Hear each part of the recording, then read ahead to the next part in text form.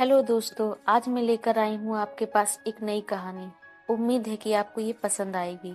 एक बार की बात है, एक छोटे से गांव में एक गरीब किसान रहता था। वह बहुत ही मेहनती और ईमानदार था।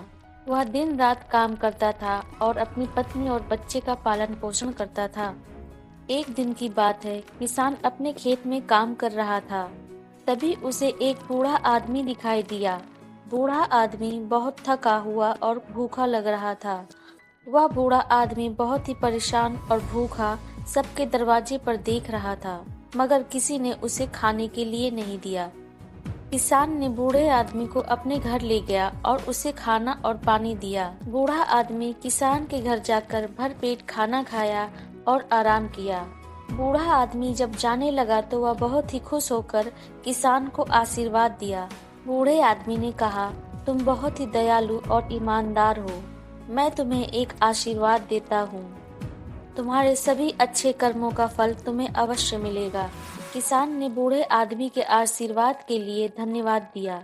कुछ दिनों बाद किसान अपने खेत में काम कर रहा था। तभी उसे एक खजाना मिला। किसान उस खजाने को देखकर बहुत ही खुश हुआ और उसने उस खजाने को अपने घर ले जाकर छिपा दिया। किसान ने खजाने से मिली धनराशि का उपयोग अपने परिवार और गांव के लोगों की मदद करने के लिए किया। उसने गरीबों को भोजन और कपड़े दान किए। उसने गांव में एक स्कूल और अस्पताल बनवाया।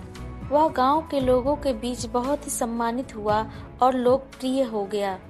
तभी एक दिन बूढ़ा आदमी फिर से किसान से मिलने के लिए आया। बूढ़े आदमी ने कहा, तुमने मेरे आशीर्वाद का पालन किया और गांव वालों की सेवा की।